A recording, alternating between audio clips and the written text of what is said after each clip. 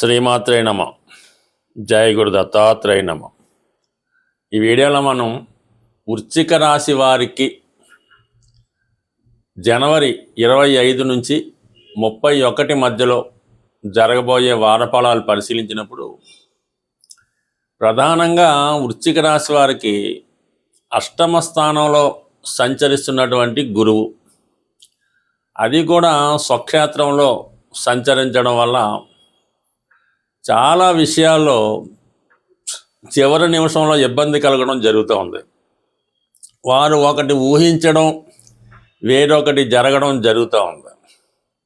ఆర్థిక సంబంధించిన విషయాల్లో కొంత మనీ రాకపోవడం వల్ల కొన్ని ప్రధాన కార్యక్రమాలు వాయిదా పడడం కూడా జరిగే అవకాశం ఉన్నది. అయితే జాతకుడు కొన్ని నిర్ణయాల వల్ల నష్టపోవడం అన్నది జరుగుతుంది. ఏదో త్వరలో మనకి 1,00,000 రూపాయలు వస్తాయి అని ఈలోగా ఏదో విధంగా మనీ వేస్ట్ చేయడం, బెట్టింగో ఇంకొక బలహీనతో దేనికో దానికి ఖర్చు పెట్టడం జరుగుతూ ఉంటుంది. ఈలోగా అనుకున్న ధనం సకాలంలో రాకపోవడం వల్ల జాతకుడు తను ఖర్చు పెట్టినటువంటి ధనాన్ని మళ్ళీ తిరిగి సంపాదించడానికి ఇబ్బంది పడడం జరుగుతూ ఉంది.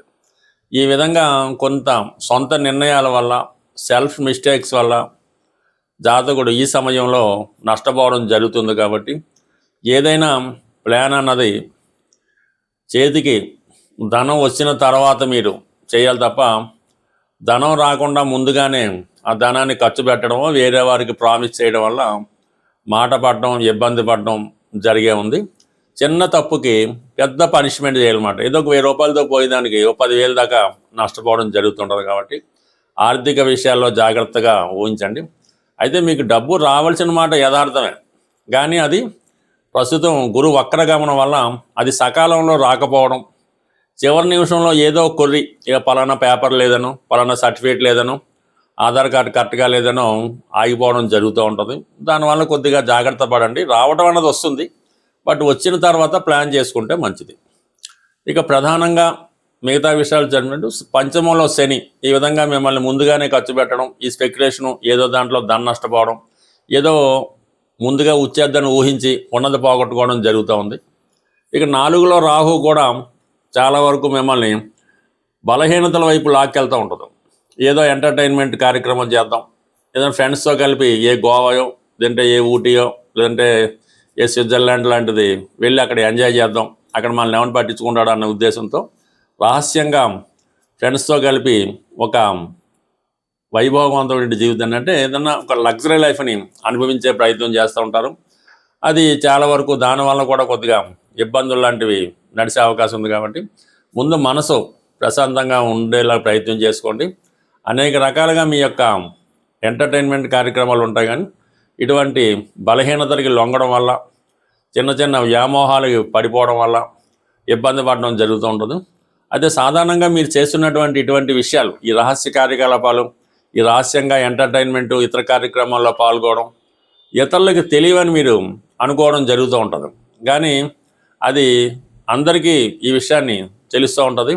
అయితే మీ దగ్గర చెప్పకుండా వాళ్ళు దాటవేయడం జరుగుతూ ఉంటుంది. కాబట్టి ఈ విషయంలో మీరు జాగ్రత్త వహించి ఉన్న మంచి పేరుని పోగొట్టకుండా జాగ్రత్త పడడం మంచిది. అయితే ప్రస్తుతం కుజుడు, రాశ్యాధిపతి కుజుడు తృతీయ స్థానంలో మంచి బలవంతుడై ఉండడం వల్ల కొత్త కొత్త అవకాశాలు వస్తుంటాయి. అలాగే మంచి సొసైటీలో నేమ్ ఉన్నటువంటి వ్యక్తులు మీతో కలిసి పనిచేయాలనే ప్రయత్నం చేస్తూ ఉంటారు.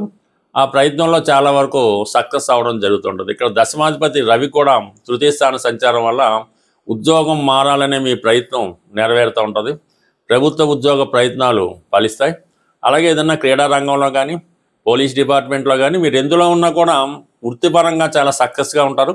ఒక పదవి లాంటిది, అంటే ఒక ప్రమోషన్ లాంటిది ఈ సమయంలో మీకు రావడం జరుగుతుంది. అది ఏ రంగంలో ఉన్నా, ఏ వృత్తిలో ఉన్నా, ఏ సర్వీస్లో ఉన్నా కూడా పదవి ఉన్నతి లాంటిది లభించడం జరుగుతూ ఉంటుంది. అలాగే మరి కొన్ని కొత్త పరిచయాలు మిమ్మల్ని కొంతవరకు గందరగోళాన్ని సృష్టించే అవకాశం ఉంది. కాబట్టి కొత్త వారితో పరిచయం ఏర్పడినప్పుడు వారి మంచి చెడ్డలు, పూర్వపరాలు తెలుసుకొని పరిచయం చేసుకోవాలి తప్ప పరిచయం లేని వారికి సహాయం చేయడం వల్ల, వారికి ఏదో సూటే ఉండడమో, ఫోన్ నెంబర్ ఇవ్వడమో, లేదా సిమ్ కార్డులు ఇవ్వడమో చేయడం వల్ల మీరు నష్టపోవడం కానీ, తర్వాత ఇబ్బంది పడడం కానీ జరిగే అవకాశం ఉంది. కాబట్టి సాధ్యమైనంత వరకు మీ యొక్క నడవడిక, మీ యొక్క క్యారెక్టర్ జాగ్రత్తగా కాపాడుకోండి. అలాగే కొత్త వారితో ఎటువంటి పరిచయాలు పెంచుకోకుండా జాగ్రత్తగా ఉండండి. ఎట్టి పరిస్థితుల్లో కూడా ఈజీ మనీకి దూరంగా ఉంటేనే మంచిది. సాధారణంగా ఈ వార ఫలాలు ఫాలో అవుతున్నవారు, పరిశీలిస్తున్న వారికి చాలామందికి ఒక సందేహం అన్నది రావడం జరుగుతుంది. మీరు చెప్పినవన్నీ నిజంగా జరుగుతాయా, లేదా కాలక్షేపాన్ని చెప్తున్నారా, మీకు నిజంగా పాండిత్యం ఉందా, ఇలాంటి అనేక సందేహాలు ఈ ప్రేక్షకులకి రావడం జరుగుతుంది. ఏదైనా గ్రహాల స్థితి ఆధారంగా ఈ ఫలితాలు చెప్పడం జరుగుతుంటుంది. అయితే అవకాశం ఉందా లేదా అన్నది వారు పుట్టినప్పుడు ఉన్నటువంటి జన్మ జాతకం బట్టి ఉండడం జరుగుతూ ఉంటుంది. వారు పుట్టినప్పుడు ఉన్నటువంటి గ్రహస్థితిలో కొన్ని లిఖించబడి ఉంటాయి. వివాహం ఏ విధంగా ఉంటుంది, పెళ్ళి ఏ విధంగా జరుగుతుంది, ఉద్యోగం, సంపాదన, అతని స్థితిగతులు, ఇవన్నీ కూడా అతని జన్మజాతకం బట్టి ఆధారపడి ఉంటాయి. అవి మరి ఎప్పుడు జరుగుతాయి అన్నప్పుడు, అంటే ఒక జాతకం పుట్టినప్పుడే పెళ్ళి ఉంటుంది. అంటే పెళ్ళి ఎప్పుడు జరుగుద్ది అని తెలుసుకోవాలంటే జాతకుడు పుట్టినప్పుడు ఉన్నటువంటి దశలు, ఏ దశలు జరుగుతుంటాయి కదా, రవి దశ, చంద్రుడు, కుజుడు, రాహు నడుస్తుంటాయి. ఈ దశలు వచ్చినప్పుడు ఆ దశ ఒక గురుదశ వచ్చింది అనుకోండి, 16 సంవత్సరాలు నడుస్తుంటుంది. ఈ 16 సంవత్సరాలు ఎప్పుడు అవుతుంది అంటే దానికి మళ్ళీ అంతర్దశ ఉంటుంది. ఆ అంతర్దశ మళ్ళీ 2 సంవత్సరాలు 3 సంవత్సరాలు ఉంటుంది.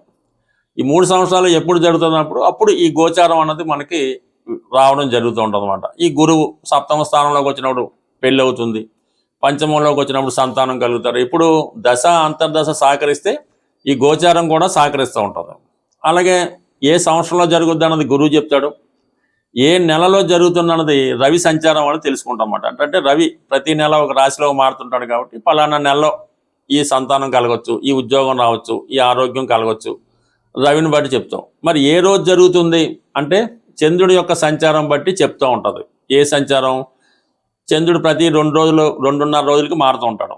ఏ రాశిలోకి వచ్చినప్పుడు, ఏ నక్షత్రం మీద సంచరించినప్పుడు ఈ సంఘటన జరగవచ్చు, పెళ్ళి ఎప్పుడు జరగవచ్చు, డెలివరీ ఎప్పుడు జరగవచ్చు, ఇవన్నీ ఈ చంద్రుడి యొక్క సంచారం బట్టి ఆ రోజు నిర్ణయిస్తాం. మరి రోజు నిర్ణయించే సరిపోయిందా, ఏ సమయంలో జరుగుతుంది అన్నది లగ్నాన్ని బట్టి చెప్తాం అన్నమాట. ప్రతి 2 గంటలకి లగ్నం మారుతూ ఉంటుంది. ఈ లగ్నంలో జరగవచ్చు, లేదంటే ప్రతి గంటకి ఒక హోర మారుతూ ఉంటుంది. రవి హోరలోనా, శని హోరలోనా, గురు హోరలోనా, ఏ హోరలో జరగవచ్చు. ఇవన్నీ కూడా హోరను బట్టి, లగ్నాన్ని బట్టి చెప్పడం జరుగుతుంటుంది. అంటే ఇంచుమించుగా ఒక శుక్రదశ 20 సంవత్సరాలు ఉంటుంది. దాంట్లో రవి అంతర్దశ అన్నది 1 సంవత్సరం ఉంటుంది. దాంట్లో గురువు, ఈ శని, ఇవన్నీ సూక్ష్మంగా వస్తూ చివరికి ఏ సమయంలో కూడా జరుగుద్ది అన్నది జాతకుడి యొక్క జన్మ వివరాలు కరెక్ట్గా ఉంటే తెలుసుకోవచ్చు. అయితే గోచారం అన్నది ఈ విధంగా సపోర్ట్ చేస్తుంది తప్ప జాతకుడికి ఆ విషయం లేదు. ఆ సంతాన యోగం అన్నది లేనే లేదు. 5వ స్థానంలో గురువు వస్తే ఏంటి, శని వస్తే ఏంటి, ఎవరు వస్తే ఏమిస్తారో జాతక చక్రంలో లేనిది. అలాగే ఉద్యోగం, జాతక చక్రంలో ఉద్యోగం ఉంటే ఉద్యోగం వస్తుంది, లేనిది అయితే రాదు. ఇవన్నీ కూడా కేవలం గోచారం అన్నది మీ జన్మ జాతకంలో ఉన్నవి ఎప్పుడు జరుగుతుందని చెప్పడానికి ఉపయోగపడతాయి. అవి ఉంటేనే మీకు జరుగుతాయి, లేనప్పుడు జరిగే అవకాశం అయితే లేదు.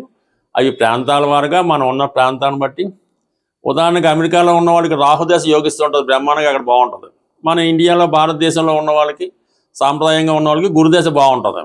ఈ విధంగా ప్రాంతాన్ని బట్టి కూడా మారడం జరుగుతుంటుంది. కాబట్టి బట్ ఏదైనా మనం ప్రతి దినచర్య ప్రకారం రోజు దైవ ప్రార్థన చేసుకోవడం, పర్టికులర్గా ఇది మాఘమాసం కాబట్టి ఈ మాఘమాసం అన్నది కృష్ణమూర్తి అంటే విష్ణు భగవానుడికి, కృష్ణుడికి ఇష్టమైనవి కాబట్టి ఈ మాఘమాసంలో వీలైతే ప్రతిరోజు నెలకు ఒకసారి లేదంటే వారంకి ఒకసారి ఏదైనా వెంకటేశ్వర స్వామి టెంపుల్లో, సత్యనారాయణ టెంపుల్లో ఏ టెంపుల్ని దర్శించడం, వీలైతే విష్ణు సహస్రనామం, అంతగా కుదరకపోతే మరి వెంకటేశ్వర స్వామి గోవిందనామాలు ఏదో ఒకటి చేసుకోవడం, కనీసం శనివారం అన్న నియమంగా ఉండడం, ఏదో ఒక పుణ్యనది స్నానం చేయడం, ఏది మీకు వీలు అంటే ఏది, అది సాంప్రదాయంగా పెద్దలు నిర్ణయించే ప్రకారం ఏదో ఒక పుణ్య కార్యక్రమం చేయడం వల్ల మన జాతకంలో ఉన్నటువంటి పాపకర్మలు నశించి కొత్తగా జీవితాన్ని ముందుకెళ్ళడం బాగుంటుంది.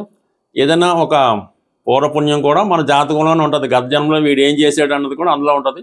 అది మంచిగా ఉంటే ఈ జన్మలో అనుభవిస్తాం. అసలు పూర్వపుణ్యమే లేనప్పుడు ఈ జాతకం ఎలా బాగుంటుంది. ఇవన్నీ కూడా జన్మ జాతకం బట్టి ఆధారపడి ఉంటుంది తప్ప గోచారం అన్నది కేవలం ఆ టైం టేబుల్ లాగా జరుగుతుందా లేదా అన్నది చెప్తూ ఉంటుంది. అది మీ జాతకంలో ఉంటేనే జరుగుతుంది కాబట్టి జాగ్రత్తగా గమనించండి. బట్ ఏదైనా ప్రతి నెగిటివ్ని మీరు పాజిటివ్గా మార్చుకోవచ్చు. అది కేవలం మీ వల్ల, మీ సంకల్పం వల్ల మాత్రమే జరుగుతుంది తప్ప ఎవరికో డబ్బులు ఇచ్చి జపాలు చేయించి పూజలు చేయించినా జరగదు, ఉంగరాలు పెట్టుకున్నా జరగదు. ఏం చేసినా కూడా మీ యొక్క వ్యక్తిగత ప్రయత్నం, కఠోరమైనటువంటి దీక్ష, శాస్త్రాల మీద అపారమైన నమ్మకం ఉన్నప్పుడు మాత్రమే మీరు ఎంత చెడు కర్మ మీ జాతకంలో ఉన్న దాన్ని మంచిగా మార్చుకోవచ్చు. ఈవెన్ ఆయుష్ కూడా మీరు మీ చర్యల ద్వారా పెంచుకోవచ్చు, అలాగే మీ చర్యల ద్వారా తగ్గించుకోవచ్చు. ఏదైనా అది మీ చేతుల్లోనే ఉంటుంది తప్ప మీ జీవితాన్ని ఎవడు కూడా మీరు ఎంత ధనం పోసినా కూడా మార్చలేరు. కేవలం దైవ బలంతో మాత్రమే మార్చుకోవడానికి అవకాశం ఉంటుంది. స్వస్తి.